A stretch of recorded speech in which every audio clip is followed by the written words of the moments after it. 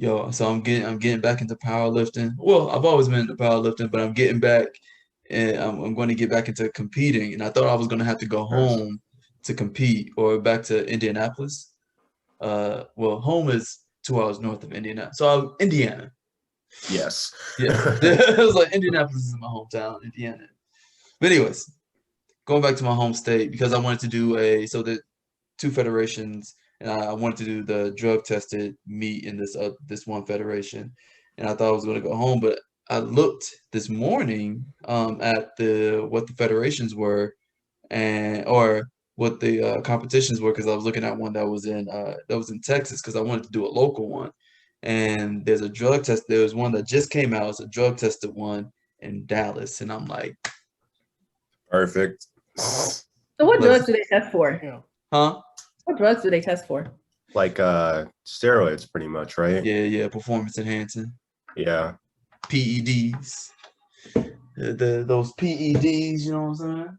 Yeah, because I had an interesting conversation with my friend about this the other day because like he was like, oh, somebody in my gym is doing steroids, and I was just like, okay. He's just like it's just like as Okay. like they were just doing it for their aesthetic. They weren't gonna compete or anything. So it's like, all right, Oh, it's their life, do whatever. But it's then my friend jumped in, he's just like, yeah, literally, you can't play a sport and do steroids. That's highly illegal. That's the only thing that's illegal. But if you're just doing it for like yeah, just for Instagram yourself. likes. I Yeah, mean, like you can do steroids for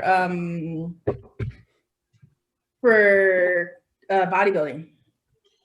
oh yeah, that's fair. Well, Yeah. Well, I mean, actually, there are drug tested, there are natural ones, but I mean, a lot of those that are like really huge, they do extra testosterone, HGH, things like that. okay. I feel like some of them are drug tested, but a lot of them aren't. Like you don't get that big without some help. Yeah, Olympia, they all do some stuff. yeah. Yeah, so some of them are drug tested, but most of them are not. Well, a little bit of help. There's also been some weird things in like the in like a USAPL, like with IPF in their testing. Oh, I'm are you highly confused? confused. You're confused. All right. Like, are they just not gonna test anywhere, or are they only gonna test at the top, but then charge at the? I don't know what the €100 was for either. Yeah, So yeah. Let me break it down. It's stupid, and that's why a lot of people are like really pissed off at uh, uh, uh, um, USAPL. And so the €100 thing was I think it's for worlds. So when they have okay, the words competition, if you don't stay in the meat hotel, then you will get fined. So you have to stay in the meat hotel. You can't find a cheaper one. You just have to stay in the meat hotel. And I guess that's like to monitor them. You know what For I'm saying? what? For drugs? or To for make sure what? they ain't juicing beforehand. I was like, yo, You're if you're not. gonna test them anyways, what does it matter? I mean, how long can you really, I mean, if you juicing, don't you have to like, for I a feel like while? that doesn't that take weeks? It's not a one-time thing. It takes a It's while. It not. takes a while. It's just like, all right, a competition's coming up. All right, let me get my butt out. Let's do this. Past the 6 hour mark. All right, we good. Let's go ahead and get it. No, Do that's it. not how it works. Okay, so that's all right. So that's all right. Yeah, and so what the problem is, so what IPF is telling USAPL to do is slow down on the drug testing. And so USAPL's drug testing was already strange. It was already like extremely random. So they did random drug testing anyway. And especially at competition. So like my first USAPL competition, they drug tested me, but didn't drug test the guys who beat me because I was a new. Yeah, I know. Because I was a Shouldn't. newcomer. But It was isn't just it? like, oh, this motherfucker new. We don't know you, so here, like, take this piss test. So I'm like, all right. Okay, that and, seems yeah, okay. and then, but then, so IPF is saying, hey, you're drug testing too much. You need to slow down on your drug testing or drug test within these parameters. Okay. And so now it's been a fight for how much you can drug test and all this other bullshit that IPF likes to do.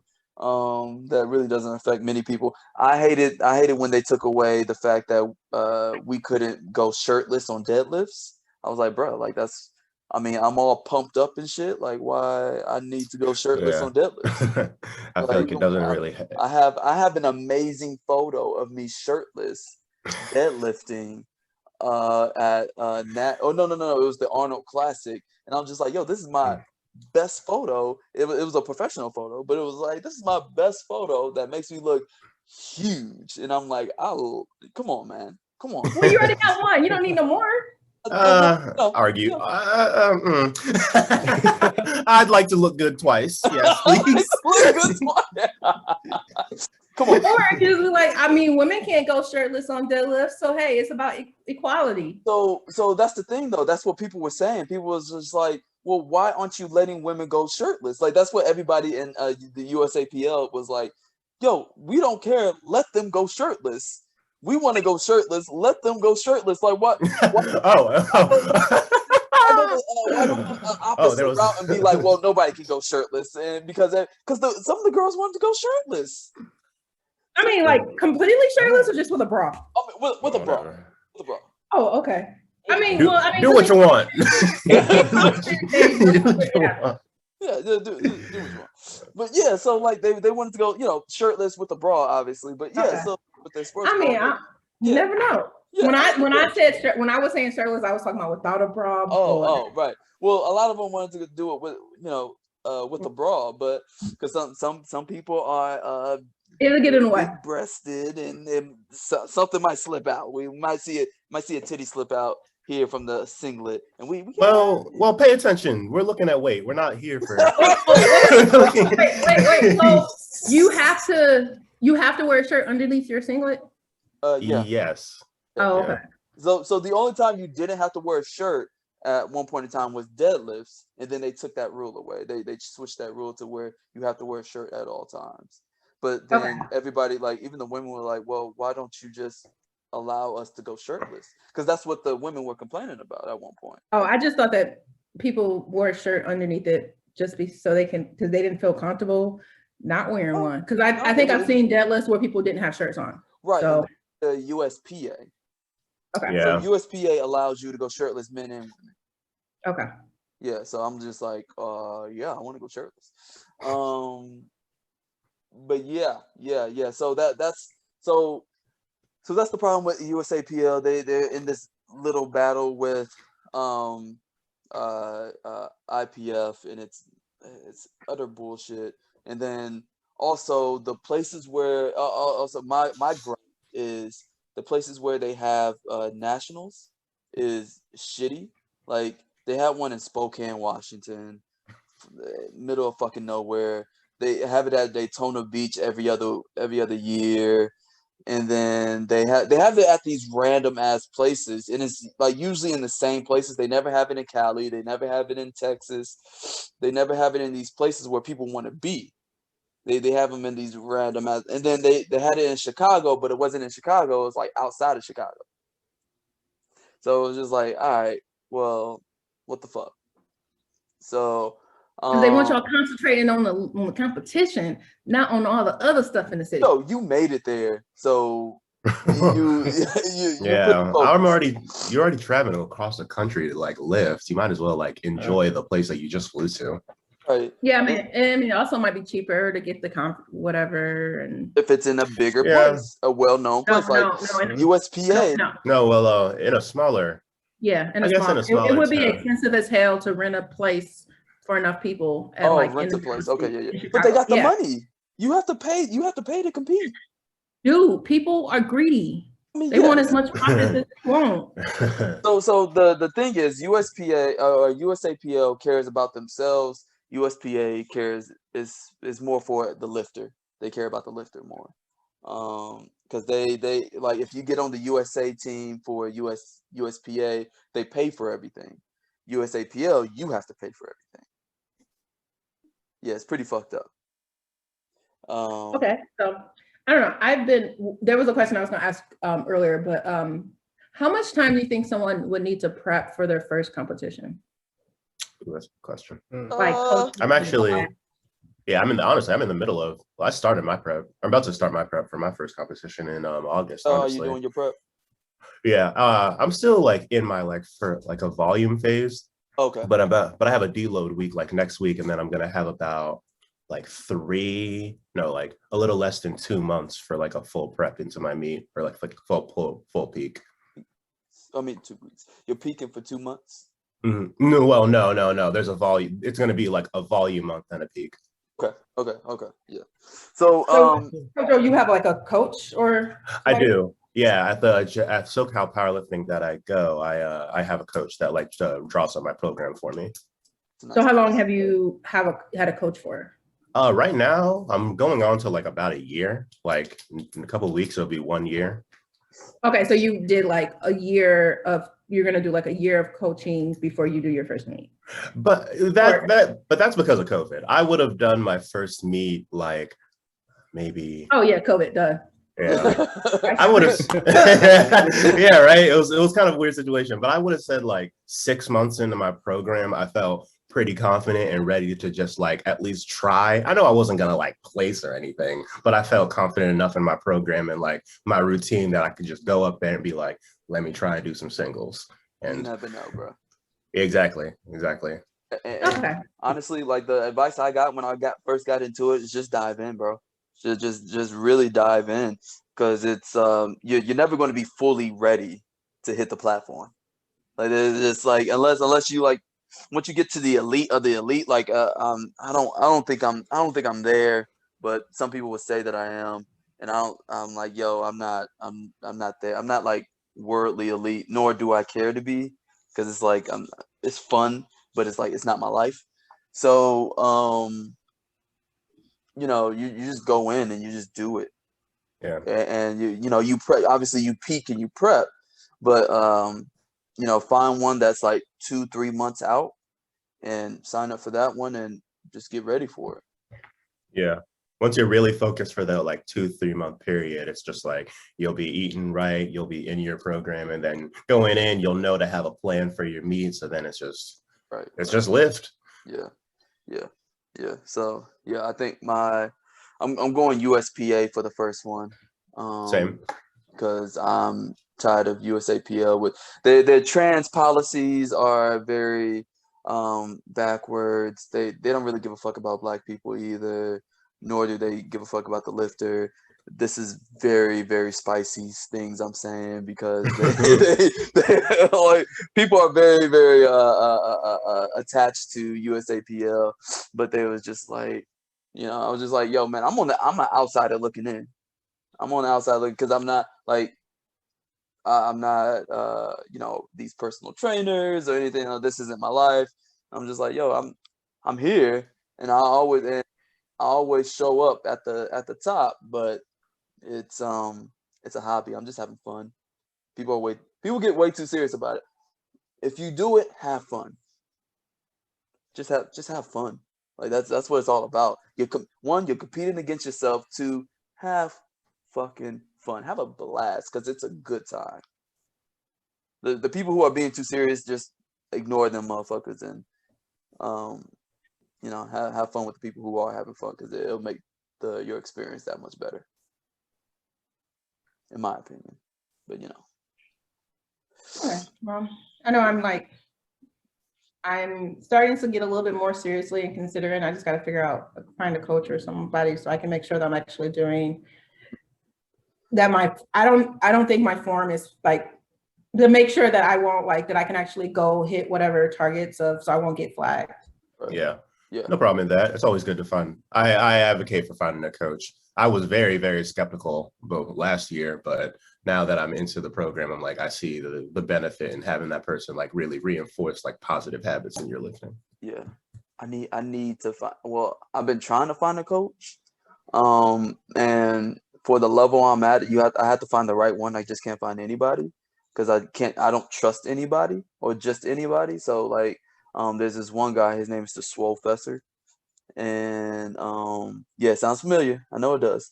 It was like Coach I'm like, do I? No. The Swole, he's like the Swole Fesser, and I think his name is Marcellus Williams or something like that. and you know, he does the research. He does the readings behind everything. So I was like, okay, so you actually in this. You actually in this, right? So it's so I wanted to link up with him, but he didn't have any openings. So I'm just basically waiting for him to have some openings, because there's only a few people who I would allow to coach me, because I've been doing this by myself for so long. I can't really trust just anybody, because Didn't I you? don't, yeah. And like you went from like you were an athlete in high school, which is like I'd say that's reasonably professional coaching, and then like moving on into your own lifting, it's kind of like you don't need to drop below that to like continue on your goals. Like Yeah, I mean, yeah, that and in college, so. oh yeah. So, I mean, but yeah, but it's just it's a different type of workload and lifting and everything like that. But yeah, no, it is professional for sure. So I know I said mentoring this week, but in honor of Mental Health Awareness Month, I mean, we should get into that, right? When is Huh? It's this It's this month. It's this current month. What else? Oh, Yeah. you said week. Oh, sorry. I said. Did I say? My bad. Yeah, I'm like, what week is it? Oh shit, month. No, month. yeah, Okay. it's month. Okay. month. That's all. That's on me.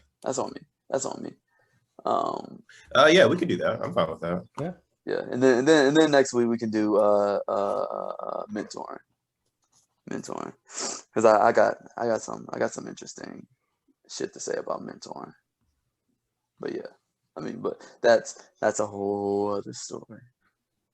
So we cool with mental health then, and how that's we fine. That works. Yeah, and how we tackle our mental health. Yeah, in the gym, in the gym and in science, I have not actually thought about it really in terms of the gym. Now that I think about it. I feel like the gym is more of like the therapy side of it. Like that's how I handle life, is at the gym. Yeah. Yeah. Actually, It's a part or of it. less. I guess I find myself less being more like the gym has like negative effects on my like mood and health. I would guess like I feel bad if I don't do a lift, or I feel bad if I miss my reps for the day. But like even in that, I don't feel bad because I already made it. I made it to the gym for the day. So it's like, well, I say let's get into it. Let's have this discussion. yeah. Yeah. Let's do this drop. All right. I thought we skipped that because I was like, wait, what? Right. No, we ain't skipping the drop. We never skip the drop. All right. Go.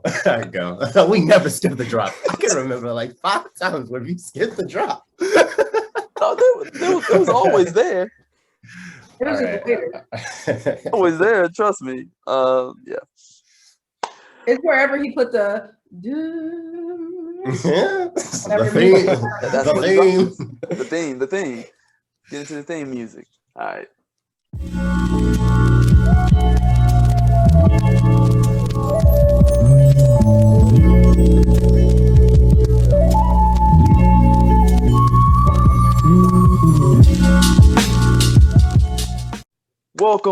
Welcome back to another episode of At the Bench. I don't know, would you call me your main host? Well, we're a panel, we're a crew, but you are Dominique Stevens. I mean, Dr. Dominique Stevens, man, like put some respect on my I did name. say Dominique Stevens. You forgot the doctor. Oh, doctor. Wait, we are. please put some respect on my good. Yeah, I didn't go through this stress to not get the respect that I've earned. Yeah, please, Dr. Samnika, please. Sorry. Yeah, because I thought I was just like, you know what? I'm just Samnika, but okay, I'm Doctor. I was calling you doctor all the time. So Man. Oh God. Listen. All right, welcome back, and we got it. As you can see, our amazing panel of Trevor, Kojo, and Dr. Samnika. Thank you, Dr. Dominique. Oh yeah, no problem. I can't wait until I can introduce myself as it's like I am your professor, Dr. Stevens, and I will be learning you today. Is that? Is that a phrase? Is that a sentence? Does that make sense? Learning you today. Yep. Yep. It makes perfect sense. But you Hey, when know, you're a doctor, you can make up words. That whole reason you become a doctor is you have created new knowledge. Exactly, and you can make up sentences and all that types of stuff, different phrases. That's why I became a doctor. So you can just co-opt the whole English language. Exactly. to just do whatever you want. Science has done it for years. but speaking on, I went through trauma to get here. This week, in this week's episode, we're going to talk about our mental health in honor of Mental Health Awareness Month. Hope to bring peace unto everybody. You know what I'm saying? You know, one of these, yeah, peace. Yes, but you know, we're going to talk about get into our mental health. What do we do to curb any mental health challenges that we have? What are our outlets? How do we bring peace to our minds? Because we're in stressful environments constantly. Our work is just stressful, even though you might love work. I mean, I know I love what I do. But you know, it can't be everything. It can't be you can't fill your life with that. And you have to find peace somehow, some way, right? And I think really honing on your mental health, because there's a stigma around mental health. Because I know, like, I have a cousin who has his PhD in organic or medicinal chemistry, and he was saying that when he saw a therapist, but it came up in his application for the FDA that he saw a therapist. So there's this stigma behind it. It was like, whoa, what happened? Are you good? You good mentally? Now, when you're working for the government, they get a little bit into your life, but you know, I think mental health is so important, because if we don't bring exposure to it, if we don't talk about it, then people think they're alone in this battle, and they're not. Like, we all go through different shit, and we all have different ways of handling it. So as we were, which are healthy and some of which are not.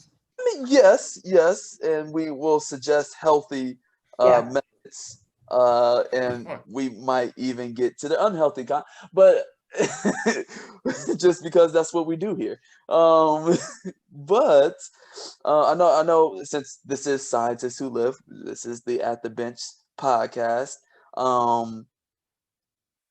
We use the gym as a way to help our mental health, to really be a stress reliever. But my question to y'all is, can that be the only thing?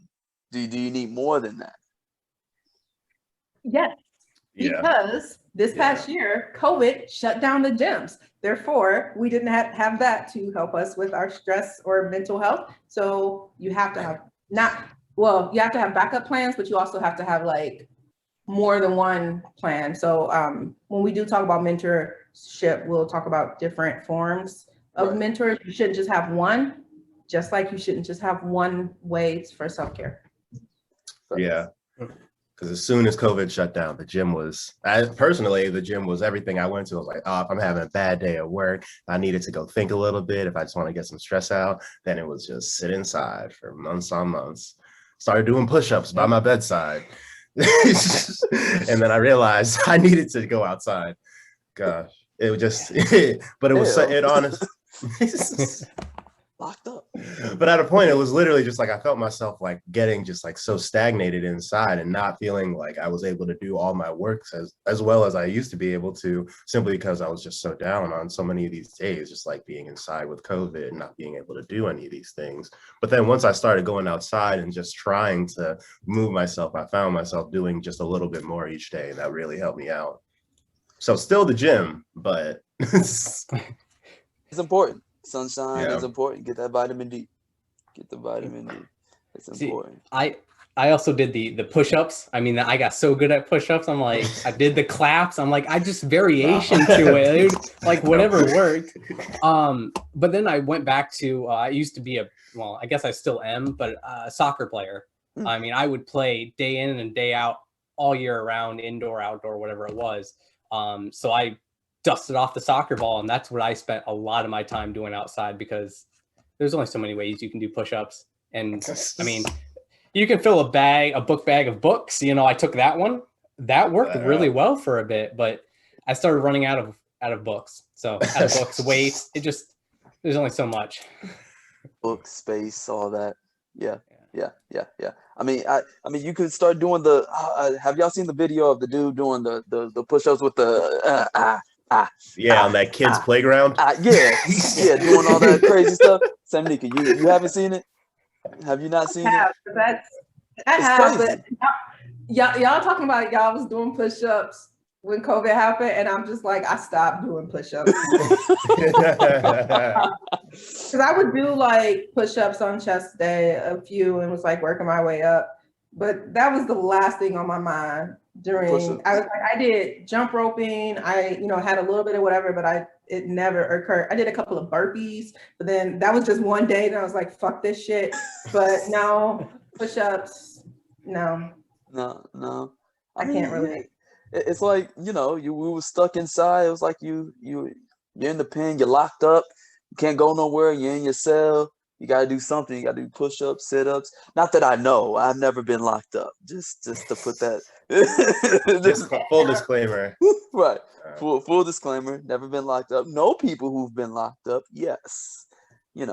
But me personally. That's fun. Huh? Yeah. I mean, yeah. All upper body, no legs.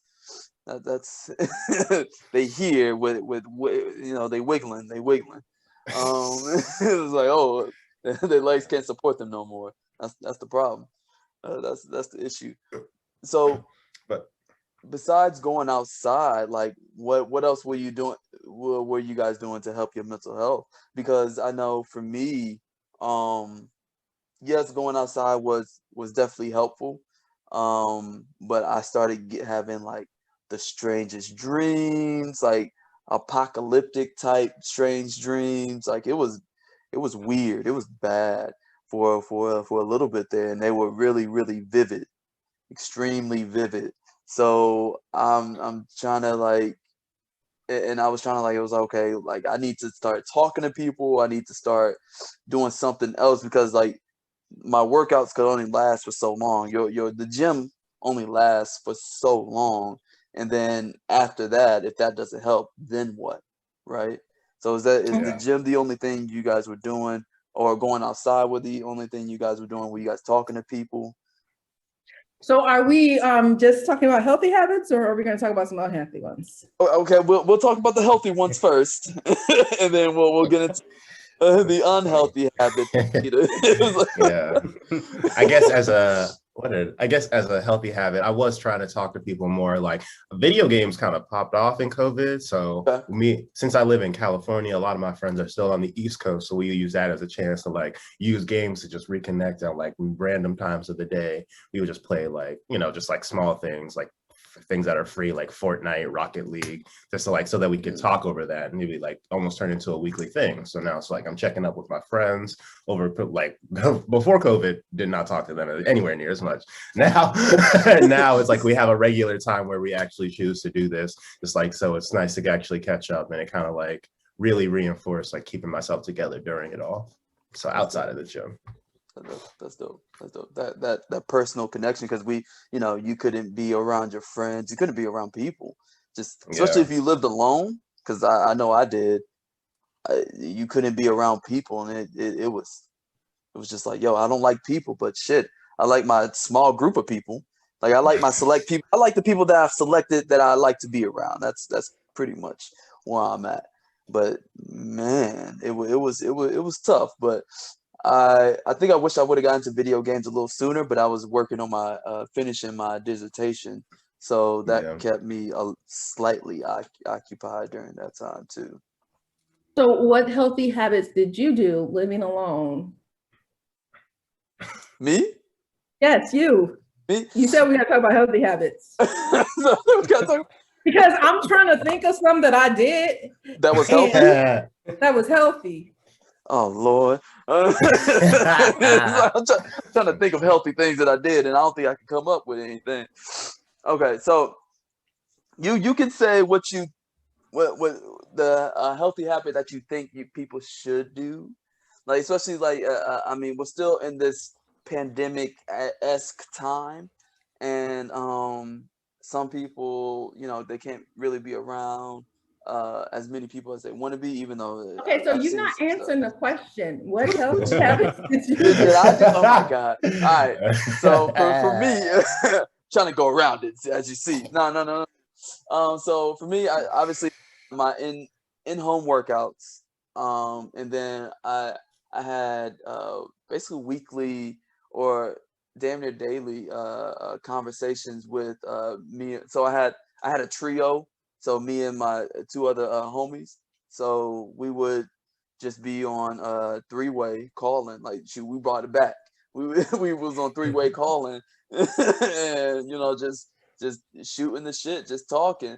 I mean, a couple of times we did some social distance hangouts. Like we were in the trunk of our cars, and at a parking lot, and Oh, yeah. so I got a hatchback, Judy, big booty Judy. But I got a hatchback, so I just opened up my hatchback and sit in my trunk, and we just sitting outside talking. One of them has a dog, and he was running around, and the other one he got a dog later on, but during COVID. But yeah, so we used to do that. So I kept those connections, and I was able to talk to people, and I had people who I was able to talk to. I didn't have a therapist at the time because I couldn't afford a therapist at the time, which that would have definitely helped. But I've heard therapists have been like really overwhelmed during the COVID time. Like the therapists need therapists at this time. Like it's wild.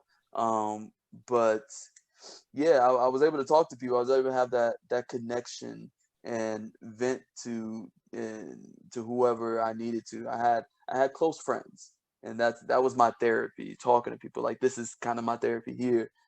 Being able to talk to y'all and just vent to y'all. I was able to vent to them, and so that kind of kept me sane for the most part. Like there's only so much that you could have done before the habits getting bad. But but Yeah. but yeah, so that's the healthy things I was doing. And then I was still eating relatively healthy. I kept my same eating regimen. It wasn't like I was eating out. I still at that time I was going to the grocery store once a week because that's all I could fit in my fridge, in my or in my fridge, in my cabinets, because I lived in a basement apartment, so I didn't have much space. So I only had a week's worth of food every week. So I had to go to the grocery store and then get food, but I was still eating relatively healthy. So that kind of kept me sane for the most part. So yeah, I did healthy things. I mean, I didn't say you didn't. I was just wondering some examples because I guess the only really example I have of healthy thing that I did during when the pandemic first started. So I already was seeing a therapist. I had been seeing a therapist since August of 2019 when I first moved here to Missouri. So I was lucky that I wasn't one of those trying to scramble to get a therapist when everything happened. I already had one for a regular basis. So just weekly conversations. That pretty much is the only healthy thing that I was doing. Yeah, regularly just having therapy sessions. One thing I also know is that even I know that there's been a spike of like therapists needing therapists during this time, but most at least of the therapists that I've talked to, they say that therapists have therapists because you need someone to talk with about, I mean, just because you're a therapist doesn't mean your life is perfect. Right. And then sometimes you need someone to talk about the things that you're hearing from other people and learning how to like not internalize that. True. I get that. So Trevor, besides going outside and playing soccer, did you do anything? Did you have people to talk to, people around? Yeah. Luckily for me, I had my significant other. So we were together, we were able to kind of reconnect, which is honestly kind of, you wouldn't really believe what it was like before. I mean, we didn't really have time to sit down and talk as much as we did during COVID. And that was something I kind of missed, that we both kind of missed, you know. And we were actually our lease ended right when the pandemic started. So we had to either stay where we were, which was a tiny 1-bedroom apartment, or move out into something different. So most of that time was spent actually moving. At least the first, it was about like 2 months worth of actually transitioning, because I didn't want to do it all in 1 month, or all in a week, you know. So a lot of that was the process of moving, taking multiple trips back and forth. So that took up a lot of the time, and just doing projects around building new furniture, and that transitioned into making other things like bookshelves and stuff like that were just, I always wanted one, or there was space that I could put one there. So I had the time, might as well do it. And then I kind of focused on my nutrition. That was another part I did, cooking, because I used to eat out a lot.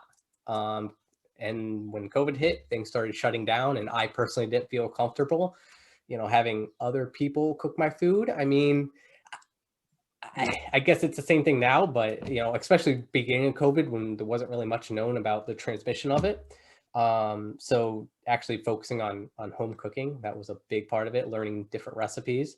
And then actually, as far as communicating with others, my aunt, she used to do trivia night at the bar. Well, the bar's closed down, and she transitioned over to Facebook Live trivia. So every week she'd have one of those, spending 2 hours doing that. So that was a great way to kind of connect with people, and connect with a lot of the family members hopped on, and it was a good way to stay connected and continuously talking to people. So, but yeah, that's what I was doing. That's dope. That's actually pretty cool. I mean, I think during COVID especially, but I think during any time, like your connection with people. My boss always says we're tribal people, so we have to have connections with others, you know.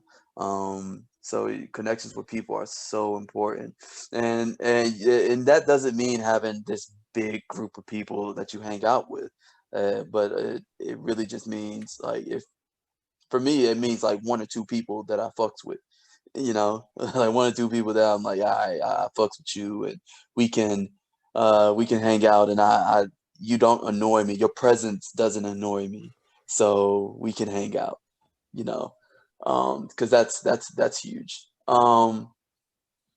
That's so me. I'm like, if you don't annoy me, we're good. People, a lot of people annoy me. So if you don't annoy me, Yeah. I mean that's essentially. I mean, I feel like that's all my relationships. If you don't annoy me, we good. We good. But yeah.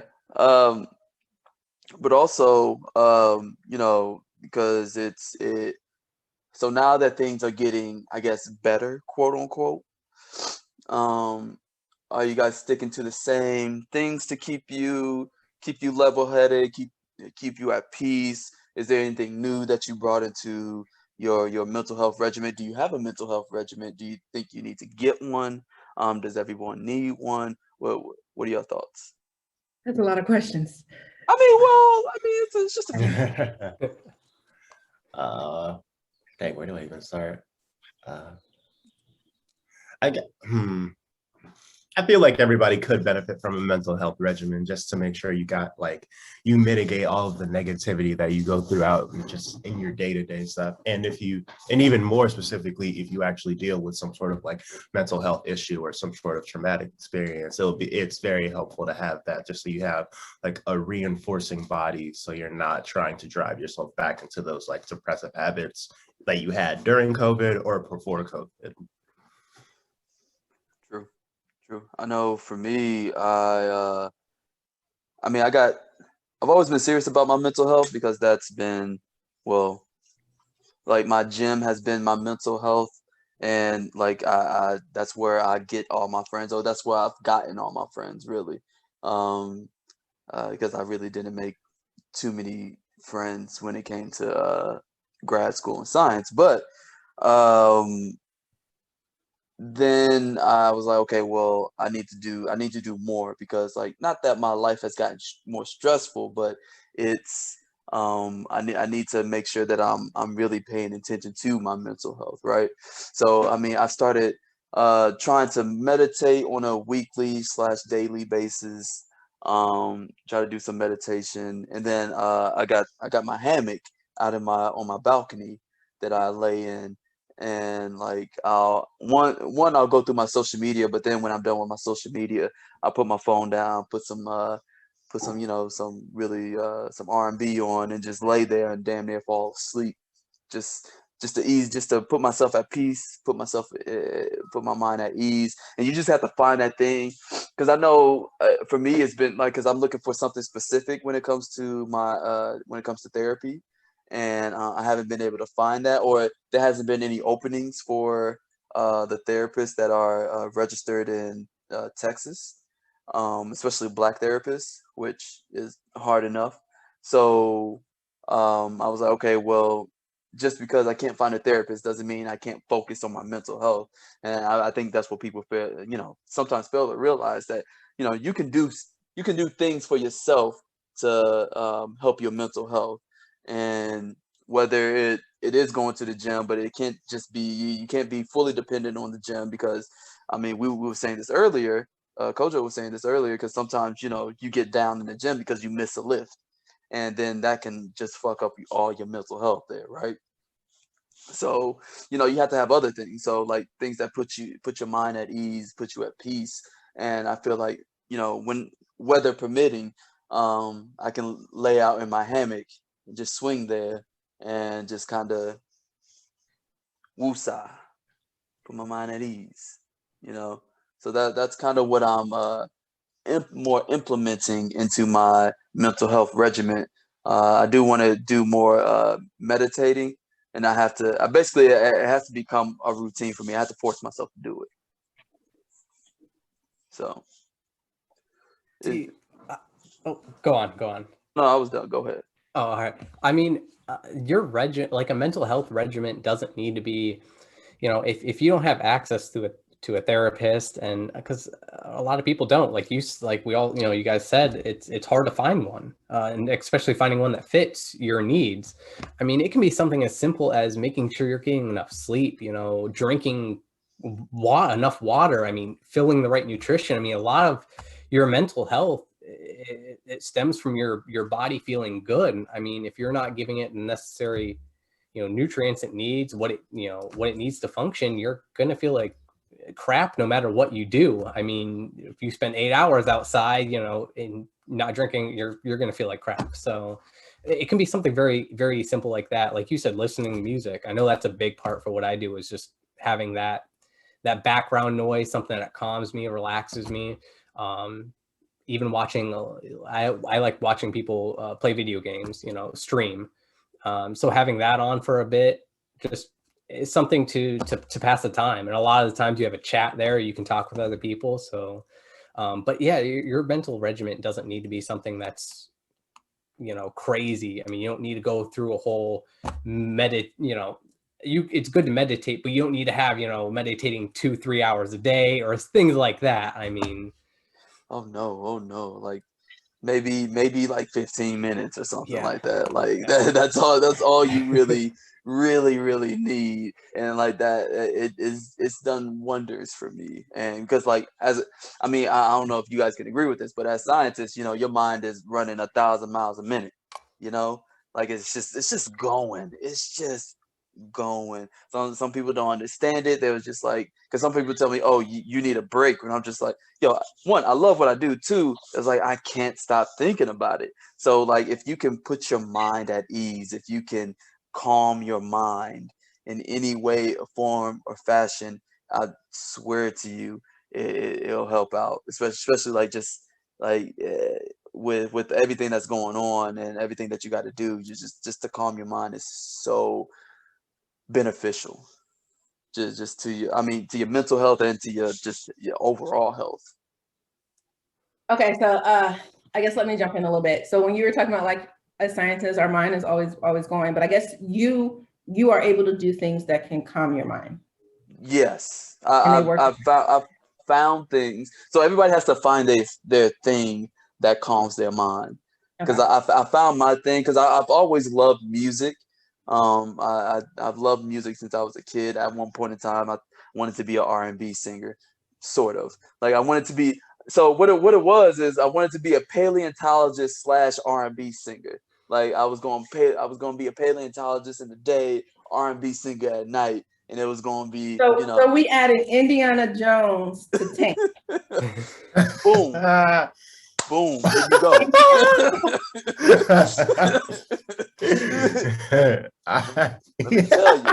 Let me tell you. It'll be, that can't be it. There's got to be a little bit more. That can't be it, bro. Like, listen, man. I had dreams as a kid, man. Those were my dreams. I was like, yo, man, let me dig up these dinosaur fossils real quick, and then let me go ahead and sing this ballad for you. You know, like that's Jurassic Park would have been a lot more interesting. I mean, it was, but if they just burned, yeah, I mean, come on. Just brought Usher in. I mean, hey, like I was like, oh shit, just got real. All right, Usher, what you got for us? So when you were saying that, the first thing I was thinking was like, well, that sounds like anxiety when your mind is just going, and you can't stop it, or having to figure out some ways to stop it. So I don't know if it's gonna be a short story, a long story, or whatever. So I know I was kind of joking about like what good habits, what healthy habits over COVID. Because COVID actually really hit me hard. I was like, I see myself as always having really good healthy habits towards mental health and things like that. But then like COVID just threw me for a loop, because not only was the gym closed, being stuck at home all day, not being able to go to the office. I like to have that separation of work and home balance, and that wasn't the case. Literally being at home by myself, not talking to nobody. I just got into a really depressive state. Even though I was talking to a therapist, I am on anxiety medication that I've been on for almost 2 years, because I actually had an anxiety-induced panic attack 3 months into me being an assistant professor. But it wasn't, it was just a combination of things. So one thing that I actually learned at that point is no amount of self-care will help if you don't take things off your plate. So like I have like, I was like, okay, I'm going to see a therapist. I go to the gym every day. I eat right. I barely ate out. It was more so if I ate out, it was because maybe going out for someone because they wanted to go out. But for the most part, I cook my own meals. And watch what I eat. Sundays are a bubble bath thing. Have candles, go get massages regularly, get panicure, medicure, all that stuff that you do for take care of your self-care. But if you work in a full-time job that has stresses, you decide to take in, you're taking your niece, your 19-year-old niece that has a 2-year-old son, and then your sister is overworking, and then you have other family issues, all that stuff and you're still trying to like do stuff from your old town because you was a part of these projects, and you say you're still gonna be interacting, so you like still driving back to that city 4 hours once a week, you're gonna have an attack. Yeah. So I had to learn to say no. And the crazy thing about it is, so I am a Cancer, where if you think, people are like very helpful and they're emotional. And in my head, I always thought that like, oh, I'm always thinking like, people be like, oh, but I'm also like very helpful. Like I want to help everyone, volunteering in the soup kitchen, homeless shelter, all this stuff, in addition to doing my PhD. But you want to feel good about yourself, but then you're doing all this stuff. And sometimes you think that it's, I'm learning now that it's actually a product of me being the oldest female child. It's childhood trauma of being the oldest female child who happens to be Black and having a mother that works afternoon shift where you're taking care of your younger siblings and being in charge, where people say, oh, you're bossy or you're whatever. And it's like, that's stuff that you shouldn't have had to do, shouldn't have had to be more mature. You shouldn't know how to cook an entire dinner at 9 years old, stuff like that. But now I'm like, you know what, I'm gonna delegate, and I don't have to do everything. But having that panic attack and starting to take anxiety medication has really helped it, where I don't even need some of the stuff that I used to do. Like I used to always constantly be listening to music because I needed to have music so I can stop the thoughts in my head. And now I don't even need to listen to music as often as I don't even remember how long I've listened to music, because I was just literally just need to drown out the noise. But I will say over COVID, I ended up getting into audiobooks, listening to way more audiobooks because I was just too lazy to actually read them. It's easy to like lay in bed with your headphones on, listen to an audiobook than to try to hold a book.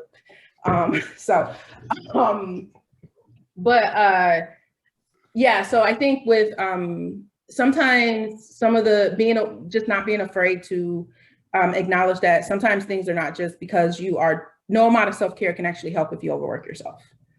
Like, and making sure whatever self-care you're doing is actually causing you to have is having a positive effect. Because sometimes I couldn't meditate for 15 minutes to save my life.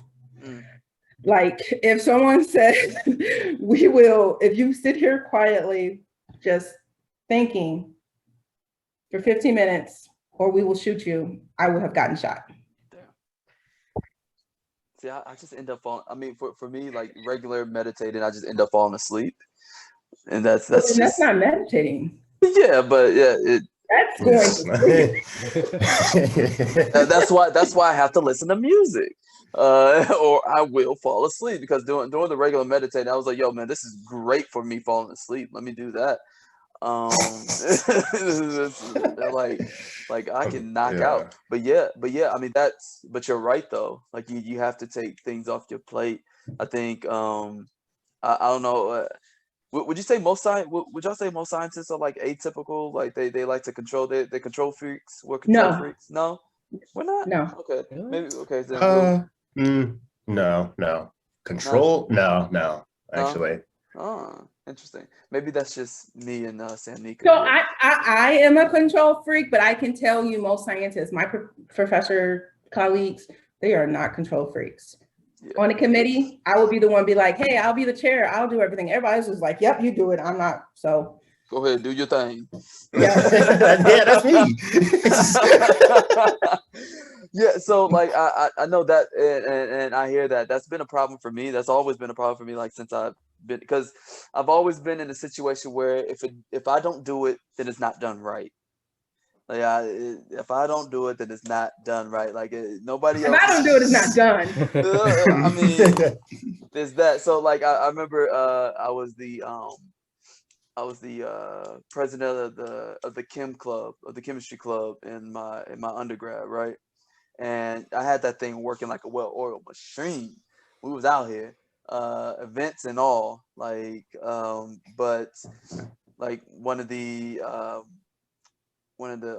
professors, she was just like, hey, you gotta let somebody else have a chance.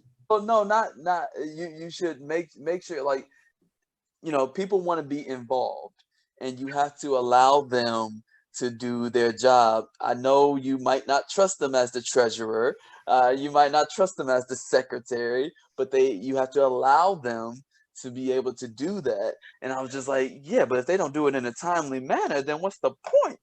What's your birth order? What's my what? Birth order. Birth order? Yeah, are you the oldest or? Oh no, so I am the youngest boy. So I have 3 older brothers, then there's me, then it's my little sister. Okay. Yeah. You're an anomaly. I've heard that quite a bit. Because all the people that I've met that are younger boys are not that. The youngest boy, nope. Yeah. I'm supposed to be spoiled. Supposed to be like real spoiled. Yep. Supposed to be spoiled. Everyone does everything for them. Nobody does for me. I do it all for myself. that's how I am. That's just how I am. I've always been the independent child. It's actually pretty funny. But yeah, so I'm trying to. I'm to this day. I'm still trying to delegate, give people, the reins of things that, say something that I've created or something that I've been working on or I'm ahead of, trying to give them the reins, because if I don't, then it all falls back on me, and then there goes my stress levels, my anxiety. I don't think I've ever been like fully depressed, but I've been on the cusp of it. So like, and just having all these things on my plate, and being able to kind of deal with that. Yeah, you have to take things off your plate, and that's what I'm slowly trying to do. And also, like, with the lab, I'm trying not to overdo it in the lab, because I'm a postdoc now, and like, I I got my degree. I don't have to work 12 hours. Like, I don't have How to many work 12, postdocs 15 are in that hours. lab? 3. Okay. So I don't have to work 12, 15 hours. And currently I have, my project is working well. So cool, we good. So it isn't like I have to like really put in like troubleshooting hours, which that's cool when you have to do that sort of thing. But like when things are working, I don't have to really put in this work that I did as a PhD student, because then there goes my stress again. So you don't have to put in work as you did as a PhD student because you know the stuff, or because you're not going to get looked down for not being in the lab for a certain number of hours? Both. Because you're not being clocked like that. Which my boss, I mean, it depends on the mentor. And we'll get into that next week. But like, I'm not being. Don't choose mentors that's gonna clock you like that. 12 hours? No. You said I what? love. Oh, I'm sorry. I was talking to the audience. Don't choose mentors. Oh yeah, don't. Yeah, actually, that's a good note. That's a good note. I was like, what? Expect you to be in there for 12, 16 Yeah. hours. I mean, yeah. Don't. That's the big thing about choosing mentors. You can't, because your stress and anxiety levels will shoot through the roof. Because if you have nothing to do, you have nothing to do. Especially like I've become so. Well, that's the thing though. I mean, yes, you can. There's always things to do, but I've become so efficient to the point where I have everything down to timing, to a science.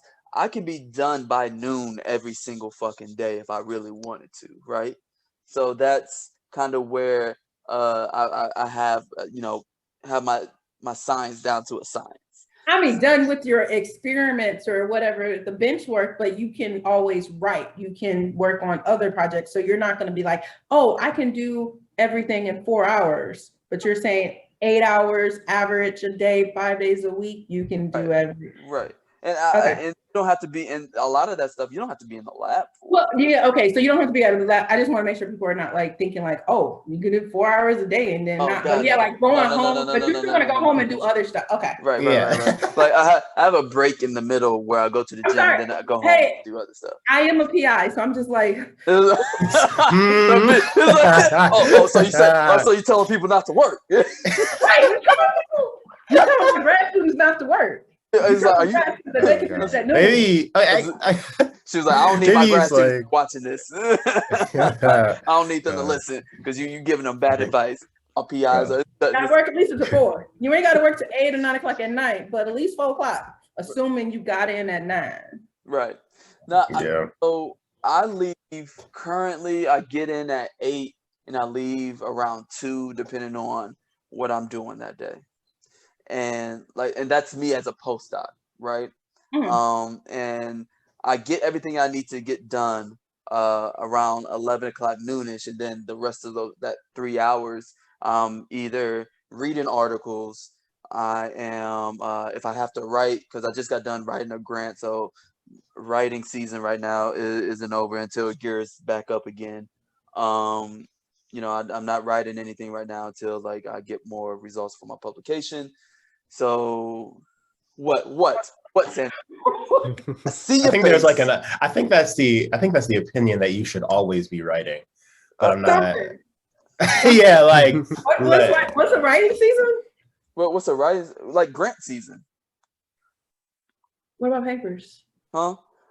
Well, I don't have like. Oh, I'm at the beginning of my Are my you writing? postdoc. Are you writing methods? You can write a My template method, of that. basically my your methods are done. grant season. My Okay, method, I already okay, your written up my methods methods. are done. I write up my methods when I do the experiment. Okay, that's good. That's good. What about the introduction? Are you writing from the literature review? Dang, we know is... you talking about NIH. They tell you like wow. You should. you don't wait to a certain start time. You know that there's like general costs that's gonna happen. You should always be writing grants or some section. See that's why you gotta take stuff off your plate. That's why you're not writing right now. That's why you're not writing right now. Hey, you don't want to say that you didn't really have good mentors. That was in the last episode about I'm sorry, but postdoc PI, I don't know if I'm overstepping a little bit, but I hope that I'm helping you with some advice. I mean, no, okay, so look, so for no, it's fine. If we're gonna get into it, let's get into it then. So I just got done rewriting my NIH grant, the F30. Right. So I just got done doing that. We were looking for at one point in time I was looking for topics to do a literature review on, but the problem is like I do stuff that's so novel. There's not really anything because when you do a literature review, you usually do it to kind of help your own research. It's in the same realm, so it kind of. What about a perspective paper? So since your stuff is so novel, those are usually perspective papers. If this is a direction that we could go to, then anytime anybody is going a direction, they got to cite you. True. And it's shorter than a literature review, but yeah. I mean that's a possibility, but I mean it's one of those things that we're more concerned about currently we're more concerned about my experiments and confirming that my experiments are or my results are what I'm seeing before going into any of that. So it's right now it's just the experimentation part. I get what you're saying. You should always be writing something, but I have not to say I haven't. There's no you can never have enough publications, I guess. But actually, you can have too many. Well, apparently you can have too many first author publications, but. Well, yeah, I got a shit ton. So at this point, I have a shit ton, and I'm just waiting until I get until I can mentor someone, so I can be middle to last author for those papers. So that's pretty much my next step of progression, you know. So yeah, no, trust me, I get what you're saying. There's always things to do, and you're trying to put more shit on my plate. And I ain't gonna let you. I ain't gonna let you. I ain't gonna let you get out. You're gonna take the first advice. Maybe I'm trying to add an hour to your day. So instead of 8 to 2, 8 to 3. That's. But hey. Appreciate that. Listen. My boss is currently happy with what I do. But are you happy? Yes. Okay, and that's how that matters.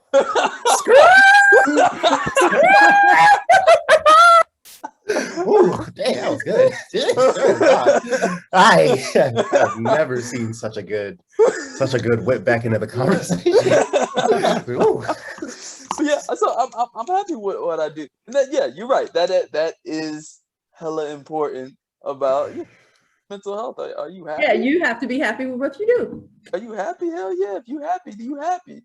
So yeah, I mean, and like I said, man, I'm not trying to put so much on and I'm not trying to have, because I've seen the way science can engulf someone and you just lose all sense of self. And I'm not trying to be engulfed in it because I could be. No, don't get me wrong. There's times on the weekend where I'm like, I got a good idea, and I dive into it for like an hour or two and write some shit down and be like, cool, that I curbed this thought that I had, and now I can move on. So like I do things at odd times, and that's just the way my thought process works. But don't get it twisted. I'm out here working. All right, but never doubted it. but yeah, so I mean, and you know, I try to keep things, like I said, I try to stay in the lab for a certain period of time because there's no point of staying in the lab when you're doing nothing, because you're just wasting your time. Honestly, when you could be doing other things. Like, so once I'm done in the lab, I go straight to the gym. After the gym, I come home and I get into my hammock. I go through my social media, because you know I have this social media platform that I have to, you know, respond to people, like pictures and videos and all that other stuff. You know, just be vigilant on the platform. But and then at the same time, like once I'm done with that, I can put my phone down, put my music on, and I can lay in my hammock and just swing. You know, just relax for the rest. You know, for like 15 minutes, and that's enough for me. Because it took me a while to get there, to be able to just sit still. But once you're able to sit still and relax, it's so beneficial, so beneficial. So that's all I'm saying.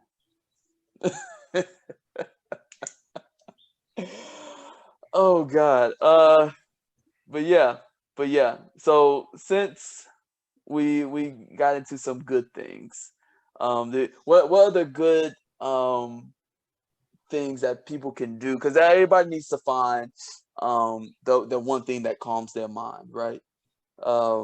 Because if your mind is going 1,000 miles a minute, or if you have so much going on that you just can't sit still because you always feel like you need something to do. Do you feel everybody needs to find that time to just like be still?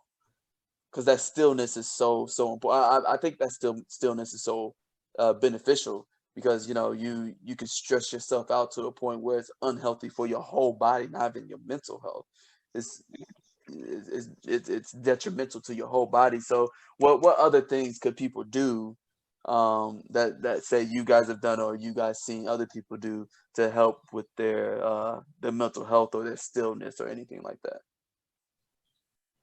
I mean, yeah, I agree. It's like mental, it can affect like it can make you think you're having a heart attack, and where you can't breathe. So I think even if you do like a quick Google search of like things that you can do for self-care, and try them like one at a time, see how it reacts to you. You know, sometimes you might just need to maybe go to the gym, do yoga. Sometimes you might need to do things that are like more rushing. So like bike, Stairmaster, cardio, running. Sometimes that helps calm people, or sometimes people need a calm space. I would say there is a lot of stigmatism on medication, which is not, go to your doctor and talk to your doctor about it. They could possibly prescribe something. And I have talked to a couple of people, like with me being, a lot of people don't talk about it. A lot of people are on medication, like they are taking something, and they don't really say anything because they feel that people are going to look at them some type of way. But like I have tried to be open with me and taking anxiety medication. And even some people are like, oh yeah, I take that too, and and they're like, thank you for saying that, because they would have never taken like the fact that they take, because I take Effexor, but there's like just different things. A lot of people think they're like crazy pills, but then I also have some people are like, well, why are you taking that? You're going to be like stuck on that pill, having to take a pill every day for the rest of your life or whatnot. And in theory, I don't tend to think of medications that way, because even with people thinking about like just your regular health and they don't want to take blood pressure medication, because then they're going to be on blood pressure medication for the rest of your life. And honestly, in my head, I would rather be on medication for the next 20 years than to die in 5 years because I wasn't on medication. I would rather be on anxiety medication for the rest of my life than to commit suicide. I've never had, but just because I don't want to be too anxious or that, or I wouldn't want to turn to something else that's not as healthy and that is way more expensive. Like it is very expensive to be an alcoholic. It is very expensive to smoke weed every day. And the anxiety medications, guess what? Insurance pays for it. It is even cheaper. So yeah. Earlier when you were talking like bad habits, it's like, what bad habit did you do? This is a part of me. So I hate taking out the trash. Okay. Much less recyclable. So like if I will take out my trash because I have to, but I have on my counter a lot of wine bottles. So when you're talking about unhealthy habits during COVID, I had moved and went away and I was like, just empty wine bottles. Like there's even Pulls two from literal. that's Right. too, but like, yeah, there's even more of them. But I was like, let me grab like this is an unhealthy habit. It wasn't like, oh, I drink a whole bottle, but it was like every night drinking a glass of wine to like just kind of relax. That you don't want to do that. I still have to figure out where to recycle these bottles, which is why I haven't, because I've been lazy. But Recycling? You guys don't have, your place doesn't have recycling? okay. There's it's all the way on the other side of the complex, and I don't like taking out the trash. So it's even like I would have to pass like 3 actual garbage things to get to the recycling one. And I never want to go do that. And they're just wine bottles that are still closed, so it's not like they're gonna attract bugs. And I just haven't felt like taking them out. And I haven't had anyone come over to my place that will do it, but I will have someone that comes over in like 2 weeks and they will take out I get to like, I'm gonna like try to like do a whole bunch of like cleaning and spring cleaning. Like, yeah, so I need you to throw all this stuff away. Wow. I also need a oil change for my car and a new tire. Trapping them. Trapping them. Somebody, I don't know who, but somebody in 2 weeks now has work. I have to cook them breakfast, lunch, and dinner for 4 days. They can take out the trash and they can go get an oil change for my car. It's a trade-off. I see. Oh, you thought I was bringing a random person? the way that it sounded, it seemed like you were just about to invite a friend over. Yeah, hey, I'm gonna need trash you to taken do some out work. 2 weeks. I literally need a service that I can like. I was actually thinking about this, having something called honey-do lists. So all the things that you would need a boyfriend to do, and you pay them. So like I would literally pay someone every day. I mean, to come to my house once a week and take out the trash, to give my car oil changed, to get my tires rotated. I really, they actually have something. I actually found that there's something similar, but it's mainly in bigger cities. So there's nobody here in Columbia that I can get to do that. There's no like, I guess, maid services. I don't think they do all that though. No, I don't need a maid. Oh, okay. Just only the trash, and then the rest. The trash and the oil change and the tire rotation. Right. Okay. All right. It's true. But I mean, okay. So yeah, was those your bad habits? Is that? So drinking, I basically was eating like a pint of gelato every night. Okay. Oh. Well, you're like, oh, what? I know, it took me a second. I was like, a pint of gelato. I was like, oh, right. That's yeah. I got back into eating way more there was like a month where I literally ate pizza every night, Domino's pizza. Every night. It wasn't the pizza, it was the Domino's that did it for him. He was like, okay, pizza every night. Domino's, whoa. Okay, their regular pizza is ill, but the pan pizza is actually delicious. And I can't buy from Papa John's. Fair. So got that. Yeah. Got that. Oh, just and sleeping all the time and not doing my work. Like I was horrible this past year at being productive. I mean, we all were. I know. So I apparently I'm supposed to give myself grace, and apparently I still have done more than, even though I said I haven't done as much as I would normally do. Being a Black woman, apparently that still means I've done more than the white men. Sorry, Trevor, but yeah. No offense. No, you're good. No. Oh my gosh. I mean, you know what? And anybody out there listening, give yourself a break. I mean, this past year has been shit for everybody. Like, give yourself just a bit of a break. Like, and if someone came up during the pandemic, someone had something positive happen, good for them, celebrate them, but don't look at yourself if something Yeah. negative happened and think, fuck, my life is horrible. Like that's give yourself a break because everybody was going through some shit at that time. I just hope they remember in 5 years when I go up for tenure that I started my job in the middle of the pandemic. Yeah. Hopefully they do, or you can ask for an extension. Oh, okay. So we automatically got extensions, but I've been talking to a couple of professors and they're like, how do we not know that they're going to say, oh, you had 7 years instead of 6. So then they're going to grade you at a different thing because you had 7, not 6. And then just memories are really short. So even though now they gave the extension and they told us to like apply for the extension now, because if you try to apply for it in 4 years, they might not give it to you. I was like, I was like, what if I don't think I need an extension? And of course, that was like month 2. I said, oh, I don't need an extension. Month 6, I was like, give me this damn extension. I hear being cocky. I was like, what? I just got here, bro. Like, what you mean extension? I need that. I know, right? I don't need none of that. Because 2020, I was doing good. I had a grant. I still had a couple of papers. But it dawned on me as time went by is all my stuff that I got in 2020 was a product of 2019. So it is 2021 where it is already May and I have not one single paper in the pipeline that's already been submitted to a journal. One just got like major revisions, and so that it took forever. People are not getting reviewers. Like that was in a review system for like 5, 6, 7 months. So when we send it back, they're probably still going to have a hard time finding reviewers. So that's probably not going to get published until next year. Oh, okay, shit. It's wild. That's wild. Oh my God.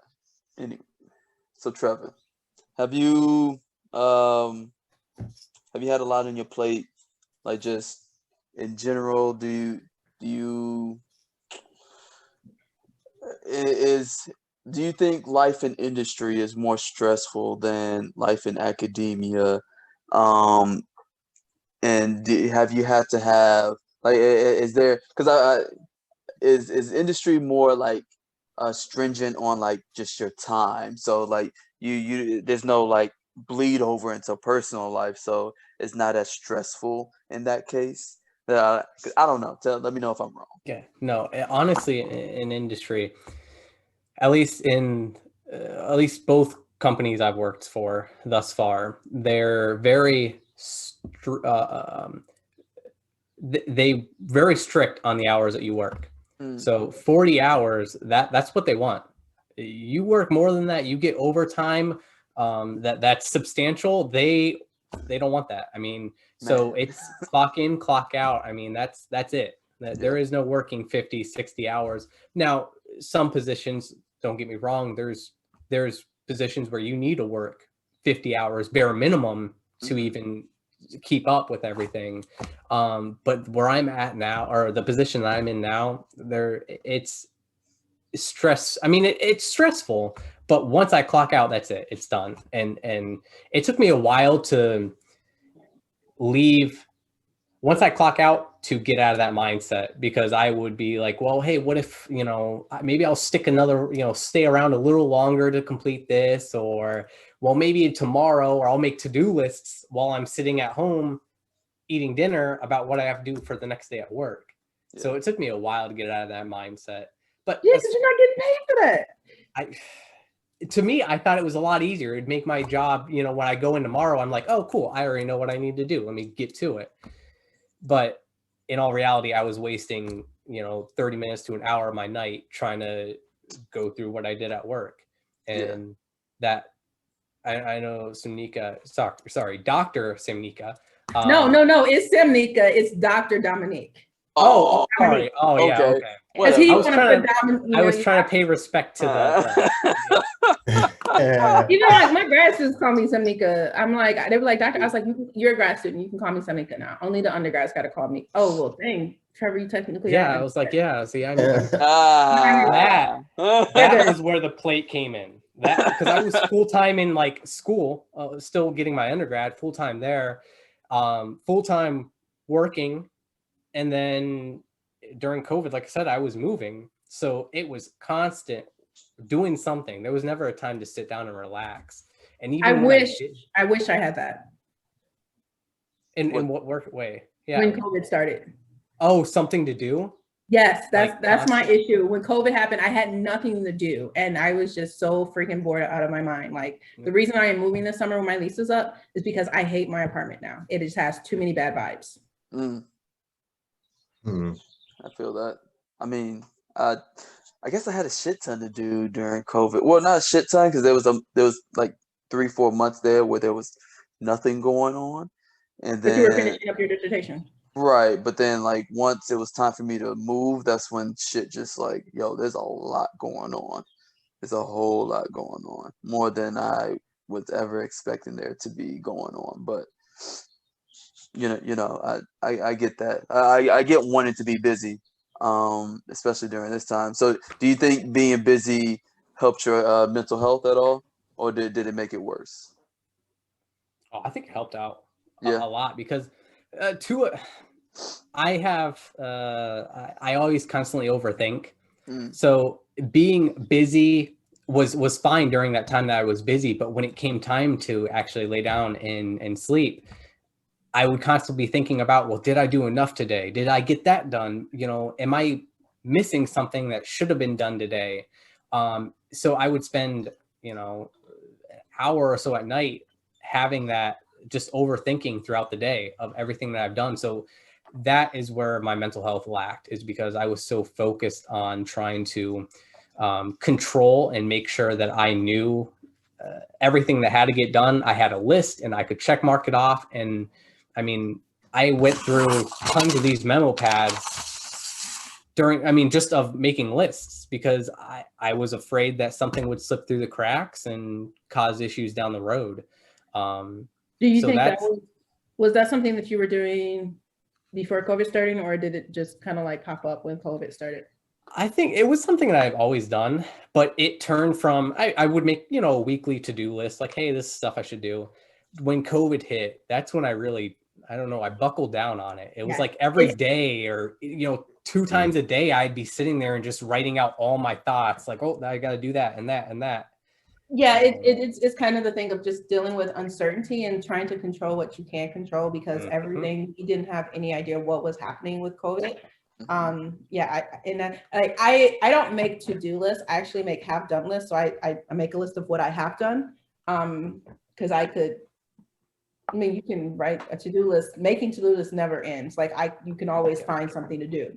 But I'm definitely that of uncertainty, where I don't like things that are uncertain. I need plans, and if you're going to make a plan, have to do it and tell me when, where, how much it costs and things like that. And beginning of COVID, when we didn't know what was happening, that could definitely, I think that triggered a lot of people with mental health wise and trying to do stuff that make you feel in control. Because they even say like OCD is a thing of trying to have control.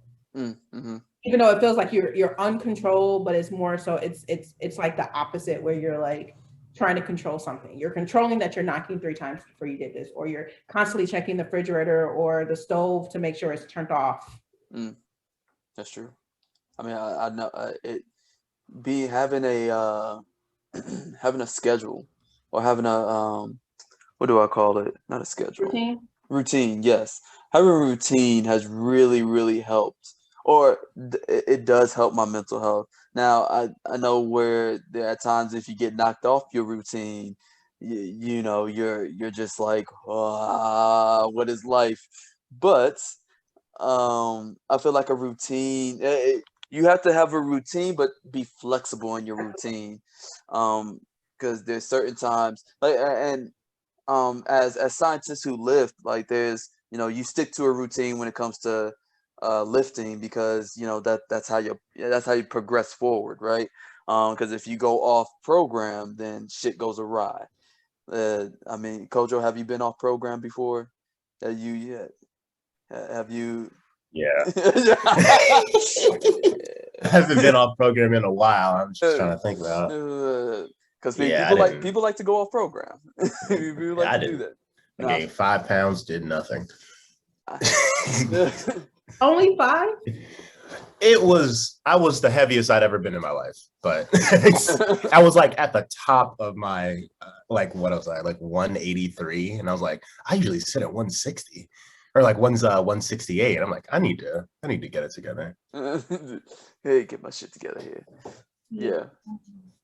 But yeah, I can't relate. Nah. No, not to the highest of my life being 185. I'm not a very, you can't see it from the camera, but I'm not a very large person. I know that, but I'm just like, I can't relate. I think I was in middle school. Oh God.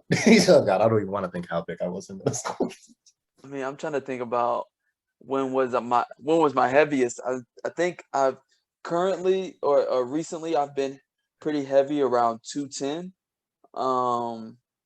But then I think my heaviest, like 215, 220, was in undergrad when they were bulking me up for sports.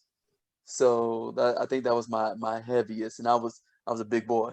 I was a big boy then. Oh, they made me huge. Muscle milk. They just feed you muscle milk is what they do.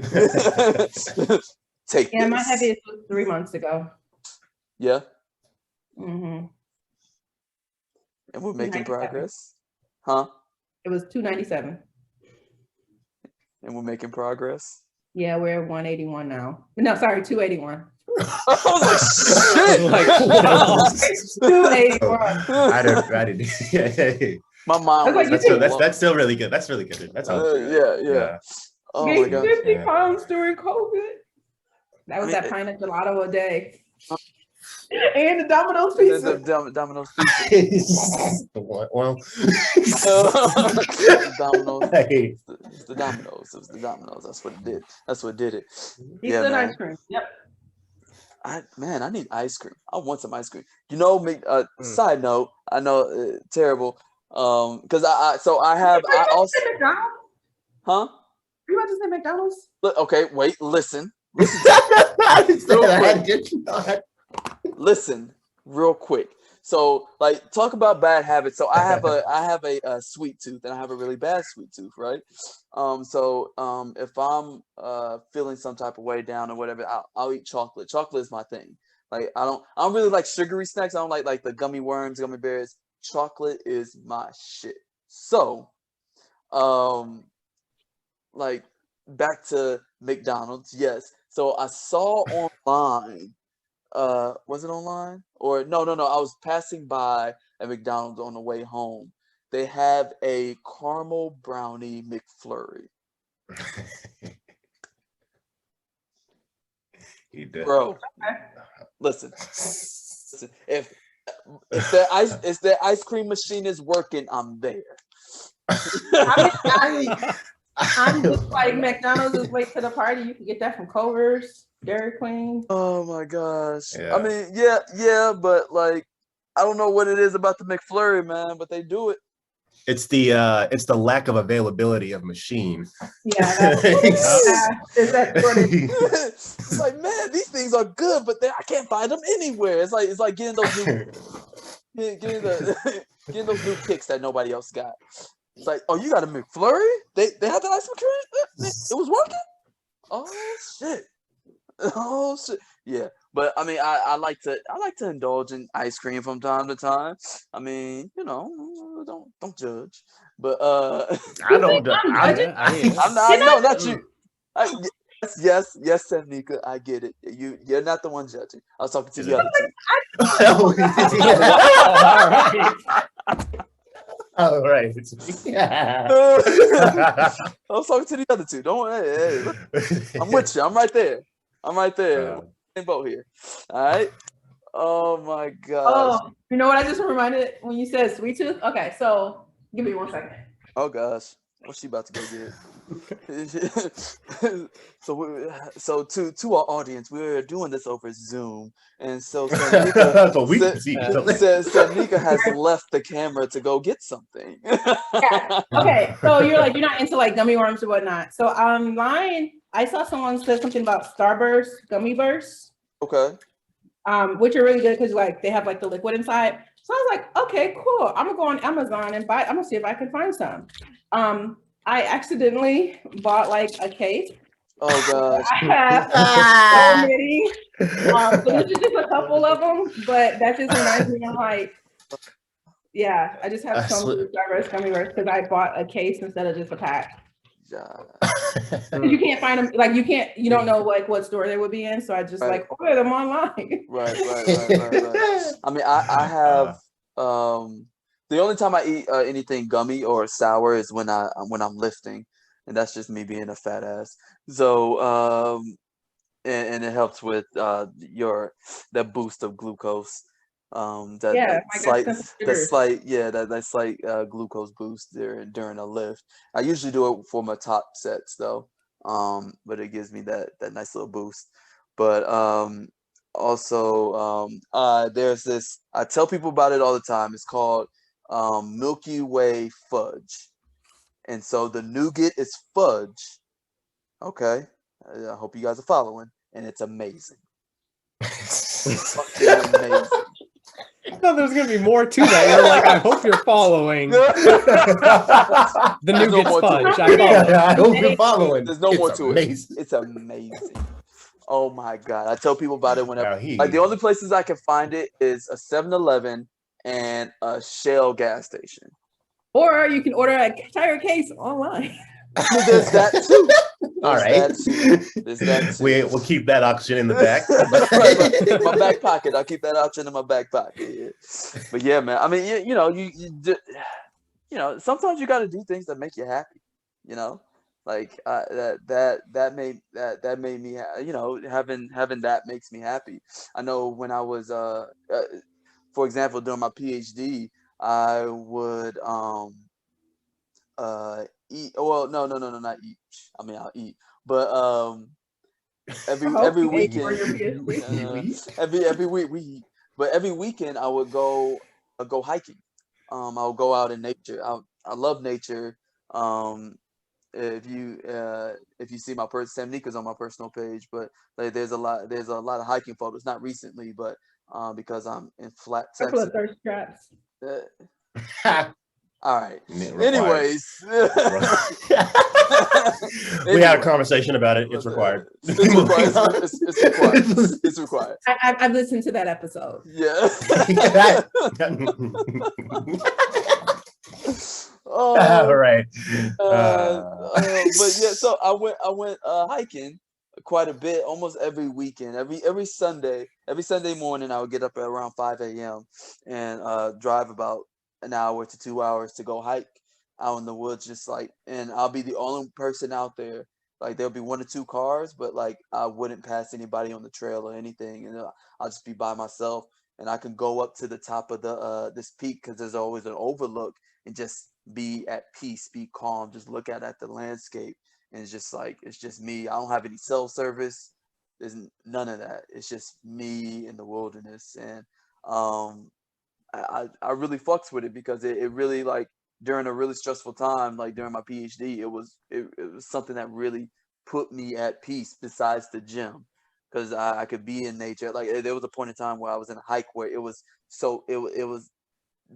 deafening. The silence was deafening. You couldn't hear anything. Like there was nothing to hear. Like there was no rustling of animals. There was no rustling of the trees. It was deafening silence. And I was like, yo, to experience something like that was mind blowing. But you know, it was calming for me. I love nature. I know a lot of people don't like being out in nature, but it was one of those things, and that made me happy. So if I could give any advice to how to really just provide mental health or self-care to yourself, do something that makes you happy, because that will always make you feel that always put your mentals in the right place. Now, if something that makes you happy is detrimental to your health, then I can't say too much about that. But your primary care provider. Yeah, but you know, do things that are productive, that makes you happy, that puts you at ease, puts you at peace. I say go for it. I mean, I hike. I want to go back into more hiking, exploring nature and stuff like that. But that put me at ease, and I loved it so much, and I miss it quite a bit. But yeah, so that I mean that's what I do. But to round this out, to end this off before we go off into another crazy ass tangent, uh, what lasting words or final advice could you give to the people out there to help with their self care, their mental health, all that? Let's end this right. Well, I'll end off with Samnika because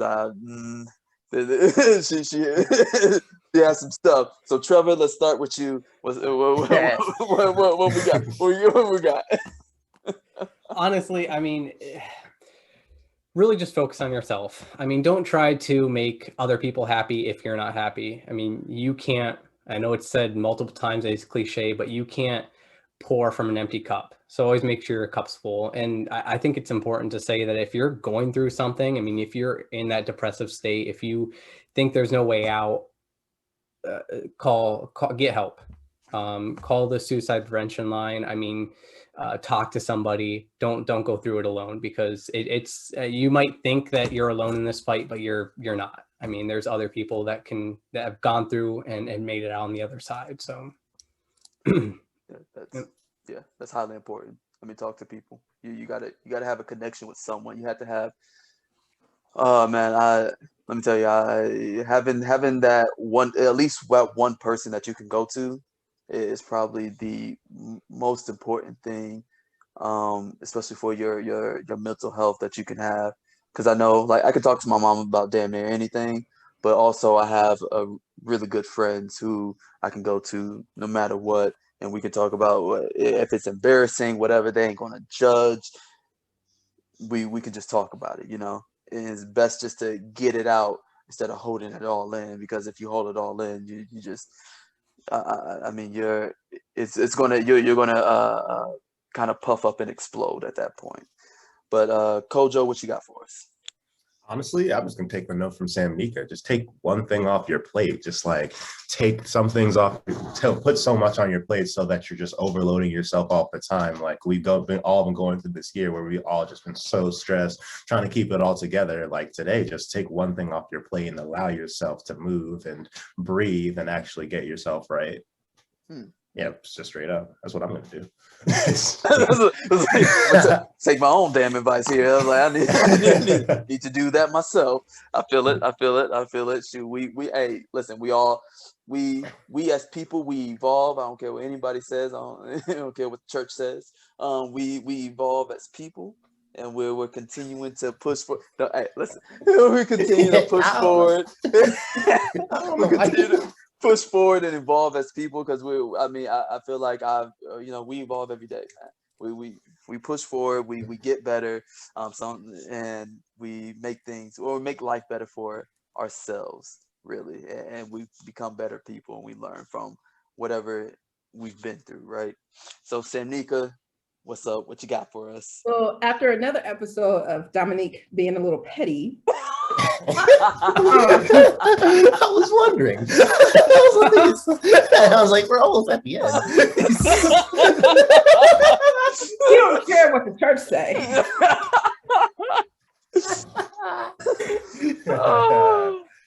And then to live up to his expectations of me going off, I got a couple of different tips instead of just one. There we go. So the first one is basically do what works for you. Don't worry about the stigma that comes to mental health. Don't let someone else tell you, oh, you don't need to see a therapist. You don't need to go to a doctor. Oh, we keep family secrets. We don't talk about those things. Just do what works for you. The next one is check up on your strong friends. The ones that you think they got their shit together, we do not. And then the third one is don't be, there's a thing called toxic positivity, where, if someone says that they're struggling, don't be like, oh, you got this. Just take the time and listen to them, because I know a lot of times when I'm going through something and I'm like, it's not necessarily that I'm expressing doubts about myself and I'm not confident. It's that I literally feel like I'm drowning. Don't be like, someone, you know, you've seen the meme with the hand and they're drowning and they're like, help. And then the person just be like, Hey, you got this. No, don't do that. So those are just the 3 tips that I have. And those were amazing tips. What? They were. I know. They were amazing tips. They were amazing tips. Hey, you know what? I'm glad we had this discussion. This is also a part of like having a group of I will call you guys my friends. Yeah. Damn. The nigga was just like, I don't know about that. All right, Hey, well, fuck y'all too. It's cool. It's cool. I'm sorry, I have reached my limit on friends. I am a introverted person. Like I'm only allowed to have like 5 friends max. So if that's 3 of you. We're group of friends that come together once a week to talk shit. So I mean, I know that doesn't put I know that puts me on her wait list. So I'm just gonna accept it. I will let you know when we have an opening. Right. Somebody's going to. Somebody's going to see this, Dominique? That's why you're not on the list. You're right. Nah, it's all good. It happens.